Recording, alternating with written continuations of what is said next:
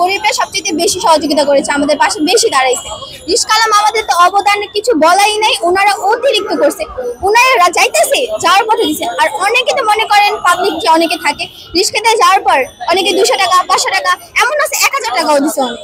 অনেক পরিকল্পনা হচ্ছে শুরুতে আমার মা আমাদের উদ্যোক্তা ছিলেন, উনি আমাদের বলছে যে তোমরা দেশের পাশে দাঁড়াও, যে বন্যার পরিস্থিতি যে তোমরা সবাই স্টুডেন্টরা একসাথে হয়ে বন্যা মানুষের জন্য কিছু সাহায্য করো, কিছু ফান্ড করো তোমরা। তো আমরা যখন কালেকশন করতে গেছি রাস্তায় যখন বেরোচ্ছি ওদের প্রথম আমরা ওই রিশকালাম আমাদের শুরু করছি। রিশকালাম মুড়ি ভর্তা যারা বিক্রি করে উনি ঝালমুড়িওয়ালা সবাই এক দিছে।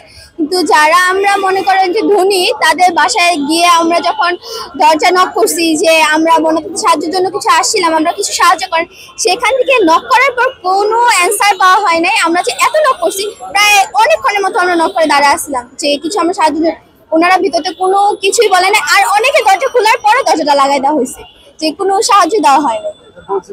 এই মুদি দোকান বা ধরেন বাজারে যাদের ব্যবসা আছে তা ওনারা যখন যে টাকাগুলো গুনতেছে আমরা যখন গেছি ওনারা বলছে যে মাত্র দিলাম আবার পরে এসো, বা কথা বলে না অনেকে, মানে একটা কেমন জানি। তো আমরা তখন বলছি যে মামা এত টাকা হাতে গুনতেছেন তো এইখান থেকে কি 5 টাকা দেওয়া যায় না? প্রত্যেকে যে যখন বলে যে এই মাত্র স্টুডেন্ট আসলে এই মাত্র, আমরা তখন বলি মামা প্রতিদিন 50 টাকা বের করবেন, 5 টাকা করে রাখবেন, যে আসবে 5 টাকা করে দিবেন, তাহলে তো হয় আপনাদের। কিন্তু ওনারা তাও কোনোই করে নাই, তো আমরা ওইখান থেকে চলে আসতে হয়েছে। এমন কিছু হয় নাই, কিন্তু আমার জীবনে আমি যত হাঁটা না হাঁটছি মনে করেন কিলোমিটার হাঁটছি, অনেক কিলোমিটার। বাড়ি রাইখা মনে করেন কি যে জায়গায় আমাদের 120 টাকা রিক্সা ভাড়া লাগে ওই জায়গায় আমরা হাঁটতে হাঁটতে চলে গেছি, এত দূর চলে গেছি। আমরা যে জায়গায় না যাওয়া হয়েছে আমরা সেই জায়গায় যায়, বাসা বাড়িতে যায়, বিভিন্ন জায়গায় যায় আমরা এই টাকাটা কালেকশন করতে হয়েছি। তারা মনে করেন মধ্যবিত্ত, মানে মধ্যবিত্ত না, যাদের মনে করেন ছোট ছোট ব্যবসা যেমন ঝালমুড়িওয়ালা, চায়ের দোকান, বিভিন্ন ছোটখাটো দোকান বা রিশকালাম, এরা অনেক দিছে। মানে যে রিক্সা দিয়ে আমরা যাই, মনে করি আজকে আমরা এখানে কাজ করছি কালকে ওই জায়গায় বলতেছে মামা আমরা এখানে যাবো কালেকশন করতে, মামা রিক্সা ভাড়া নিত, যেটা রিক্সা ভাড়া ওইখানে ফান্ডে দিয়ে দিত। এক মামা রিক্সা ভাড়া নিছে, তার উপরে আমাদের 50 টাকা দিয়ে দিছে যে নাও এটা তোমাদের বনবাসী সাহায্যের জন্য আমরা হেল্প করলাম। হ্যাঁ নাই তার উপরে উনি আবার দিছেও ফান্ডে টাকাটা।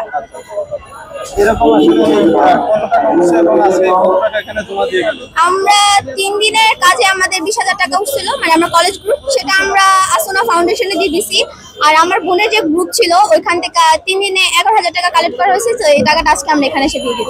আমার আম্মুর ছিল বেশি অবদান, কারণ উনি সকালবেলা উনি অসুস্থ কিন্তু প্রেশারের মানুষ, উনি ঘুম থেকে একটু লেট করে উঠতে হয়।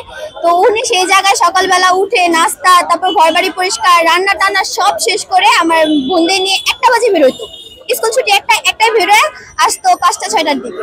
মানে বেশি অবদান ছিল আমার আম্মু, উনি উদ্যোগ দিছে এটা শুরুতে। না আমি যখন করতাম আমি তো এখন ম্যাচুরিট হয়ে গেছি, তো আমার সাথে আমার আম্মু লাগতো, কারণ আমার বোনরা তো 7-এ পড়ে, একটা 5-এর স্টুডেন্ট ছিল, আর আমার বোনরা সবাই 7-এ পড়ে, ওদের নিয়ে একটা ঘাট দেওয়ার জন্য লাগে না, তো বাচ্চা পোলা পায় রাস্তায় বিভিন্ন টাইমে বিভিন্ন অসুবিধা হতে পারে, তার জন্য আমার আম্মু ছিল। না আমরা সেখানে কোনো ছেড়ে ছিলাম না। আমার কলেজ যদি বলেন আমি যেখানে গেছি না সেখানে কোনো কিছু সমস্যা হয়।